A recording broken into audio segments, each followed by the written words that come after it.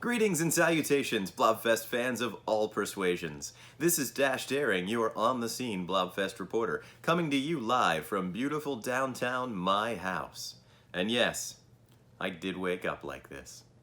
Allow me to welcome you to day 27 of Blobfest 2020, the home edition. If you are a regular Blobfest attendee, Dash understands how different all this must seem.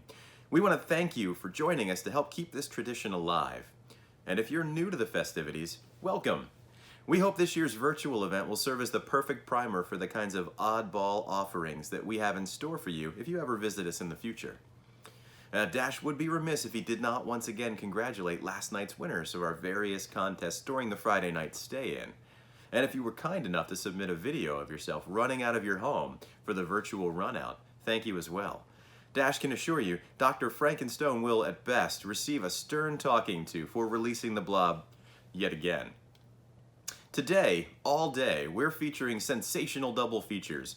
Each of these pairs our beloved The Blob with another sci-fi or horror offering from the black and white vaults of yesteryear.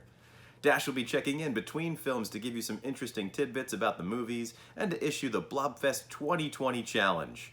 Do you have what it takes to watch The Blob 3 times? We're gonna find out. Dash should warn you though, taking a break to watch the remake does not count. Are you sure you got what it takes? Dash has got his doubts about that. Of course, official Blobfest merchandise is available for sale at thecolonialtheater.com. We've got all kinds of knickknacks and baubles to satisfy the Blobfest fan in your life. While you're there, please consider making a donation to the Colonial Theater or becoming a member. All kinds of wonderful filmic happenings are in store for you when you do.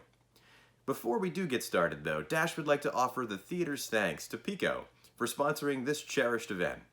Thank you, Pico, for keeping the lights and freezers on across the Philadelphia area. Blob fans know that without these mechanical cold cubes, we would all be blob food. And before we get to the movie, here are a couple of things to keep in mind about it, especially if it's your first time through. This role, along with his turn on TV Western Wanted, Dead or Alive, launched Steve McQueen into international stardom. Here he plays high school student Steve Andrews at the real-life age of 28. And keep an eye peeled for his wedding ring, which he refused to remove during the shoot. Where exactly is the Blob set, though? Locals are aware that filming for the movie took place on location in Downingtown, Royersford, Collegeville, and of course Phoenixville. Additionally, many scenes, including the Old Man Shack and the Blob Impact Crater, were filmed on sound stages in historic Yellow Springs, Pennsylvania.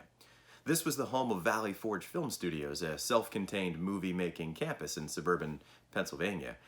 They were already well-established makers of religious short films for classrooms at the time, before they made their big splash with their feature film debut, The Blob. Which of these towns that we listed, if any, are confirmed as the in-universe location of the events of the film? Keen viewers will pick it up pretty easily, I think, and Dash will confirm it before the next Blob showtime. Okay, that's enough yammering. Let's roll the film. Blobbies, Ghouls, and Ghosts. The 1958 Steve McQueen classic, The Blob.